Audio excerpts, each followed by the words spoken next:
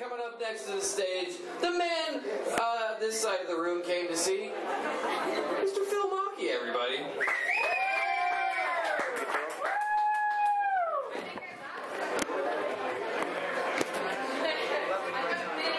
Brighter light than I thought it would be. Wow.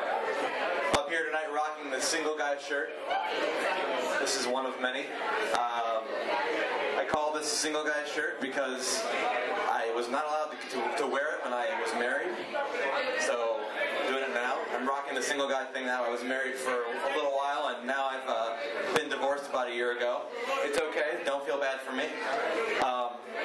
My favorite part of being single, I would have to say, is the single guy games. I miss that part the most. Right now, the single guy game that I'm enjoying the most has to be Now What. And Now What is played in your kitchen. Basically, you eat all the food in your house and you leave a few scraps left over that don't really go well together as one meal. And instead of going out and buying groceries like an adult, you simply walk into the kitchen and open the cupboard and go, now what? My other single guy game I really love is called What the Heck Is That Thing? And this game you have to start really early in the morning. What you do is you get up, you yawn, stretch a little bit and scratch, and you start shuffling your way over to the bathroom, and as you do, out of the corner of your eye, you notice on the carpet something small. You're not sure what it is. It could be a dead bug. It could be a fluff. It doesn't matter what it is, because the point is, you're not going to bother to check. You're going to move right past it. You're going to go to the bathroom, and the rest of the day you ignore it. Round 2 comes in the next morning. You wake up, same thing. Stretch, scratch a little bit. Walk over to the bathroom, and you expectedly look over to that part of the floor, and you see it again, and this time you nod to it, and you acknowledge it. Hey there, little thing. I don't know what you are, but you're right there. And you're alright. Keep on walking, and you ignore it the rest of the day. Now, this is where things get interesting. This is round 3. Days have gone by. You have ignored this little thing for days. You're not sure what it is. You could pick it up, but that would end the game early, so we don't want to do that. You get up, you stretch, scratch, and you look at it, and you're like, there's another little thing right next to it. Where did that come from? What the heck is that thing? And who told you could muscle in on what he and I have going on already?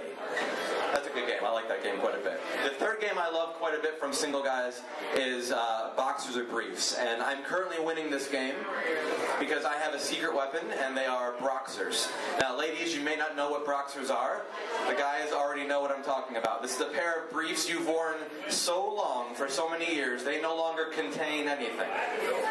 And you might be asking yourself, ladies, why would you do that? Why don't you just go out and buy some new briefs? And, well, why? They're still underwear. They don't have holes in them. They work. Anyway, as fun as these single guys games have been, I have decided to break out there once again, and I'm getting out there. It's a tough thing to do, but I have tried. I'm trying internet dating, and it's kind of weird for me because I thought I was dating the internet already. I'm constantly on the internet, and whenever I'm not near it, I try to get back as fast as possible, and speed is always an issue. But internet dating is weird because there's so much of a disconnect. You know, to me, when you get rejected in real life, no one likes it, but at least it makes sense. Hey, what did that chick at the bar say to you just now? Well, she said that she was just got over a serious relationship and she's working on her right now. And then she started flirting with the guy next to her. You see, that I understand. That kind of jerky rejection makes sense to me. I can see all the elements in play. You know, you got your beautiful lady, and then you got the lie she's clearly telling me, and you have the evil stare coming from the dude who is trying to mark his territory. But when I'm talking to a girl online, and she doesn't message me for days, it kind of drives me crazy, you know? I get these questions in my head, like, why isn't she messaging me back? And is there some other guy? And did she pass out in her apartment and need me to drive 3 hours so I can kick down the door and revive her using mouth to mouth? These online conversations have a way of making you read between the lines way too much. I take normal conversations and I overanalyze them. You know, like if you and I were having a conversation and we were in a grocery store together and I said, oh, I see you're buying some peaches. I love it when they're in season. And then you'd respond, yeah. See, that's a conversation right there. It's not particularly a good conversation. But the point is, if you took that conversation and moved it online, it looks a little something like this.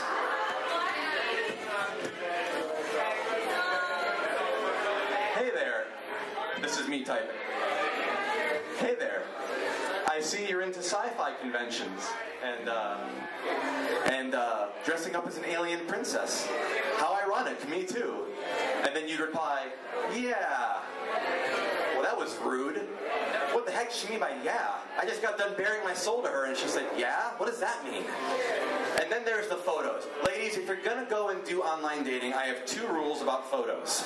Rule number 1, don't try so hard to mask yourself. You know, showing me a picture where you're covered from head to toe in snow gear, or wearing gigantic sunglasses that cover half your face, or you're really small in a large group photo. I'm the 15th one from the left. These help no one. But it's okay, because I'm glad you're getting out there. I'm glad you're going and being in weddings and climbing mountains and going scuba diving. I'm just trying to get a couple of angles of your face so I know what you look like here. The second rule I have about photos is don't feature you and your more attractive friend. Just don't do it. It's like trying to sell me a bowl of soup and then teasing me with pizza and ice cream, only to return to, hey, remember the soup? And then there's the question of age, and this is one that just gets me every time. Whenever age comes up, I have an image in my brain that I just can't erase, and that is the image of 10-year-old Phil.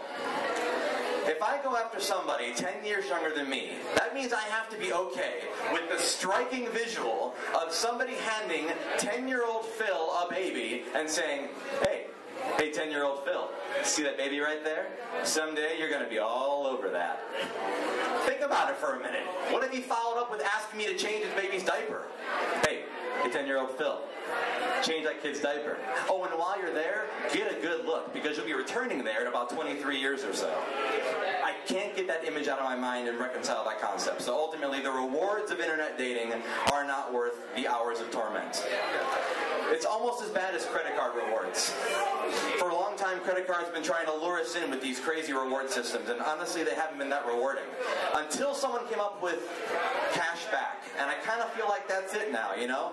Like, you can't top paying somebody for spending their own money. At least, that's what I thought until recently I saw an ad where it was so astounding, it made all of the rewards look like an insignificant speck in the eyeball of credit card rewards. Free customer service. Yes, you heard that right. This company was boasting if you became a preferred member of their card, you could just call in whenever you felt like it and talk to somebody. Are they mad? You can't just give away customer service like that anymore. You're going to throw off the entire balance of how our society has been trained to learn.